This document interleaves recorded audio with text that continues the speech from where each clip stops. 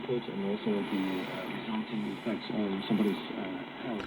China Radio International, it's the Roundtable program. And this might help us form or encourage us to form healthy living habits and therefore reducing the cost of medical bills for generations to come. There are lots of great examples that we just provided, but that's not to say that the industry doesn't come without its challenges. So what are some of the difficulties facing smart elderly care?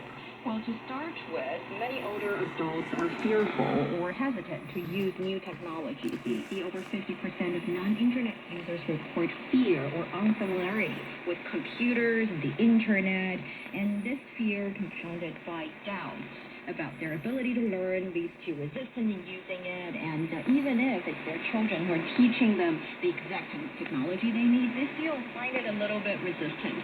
But we've already got some let's say, applications and new technologies to help them. That is, instead of having them learning how to use these things, just train the technology like they're a human being. And it is already happening in Beijing. We have a 65-year-old citizen, Mr. Wang, saying that for him, because his children have adapted many of the facilities in his house with this elderly-friendly kind of services and adaptation, what he needs to do is to turn on the TV, and to start with, he doesn't have to do anything.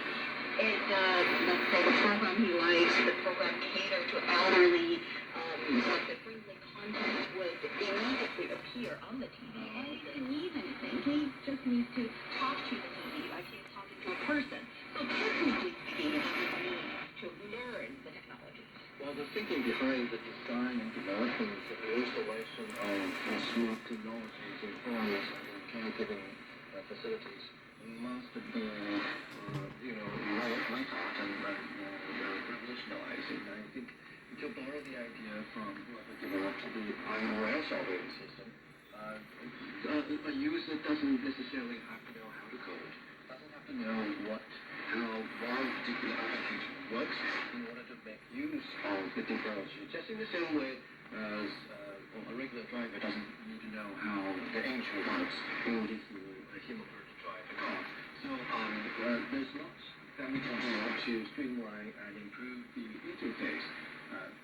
The elderly people doesn't necessarily have to know how to tinker with the software or the software within his or her own homes in order to give commands to the smart system. You don't have to know how your engine works, but you do have to know where the key goes, right? So there is at least a little bit of interaction necessary, and even something as simple as talking to your smart TV, that can be intimidating, right? We can't paint all the elderly people with a paintbrush saying everybody should know this or maybe doesn't know this, particularly perhaps in rural communities as well, where access to that kind of technology might not be as accessible as it would be in big cities like Shanghai or Beijing. Access shouldn't be a problem. I mean, internet access shouldn't be a problem because internet penetration rate here in this country is much higher as compared to, say, even the first world country. More than 99.8% actually. And the smartphone ownership rate is also stunning. So I would rather worry about the psychology behind, or the thinking behind the elderly people's reluctance to use smart technology. When I was young and cynical, I would tend to question decisions such as relying on a robot to take care of my everyday needs. No self-respecting people should really fall only on with that confidence or certain machines. Anyone would prefer to talk with the real human beings. When we make customer service calls on our immediate thinking issue, let me talk to a human being specialist. Quit with the automatic response kind of thing.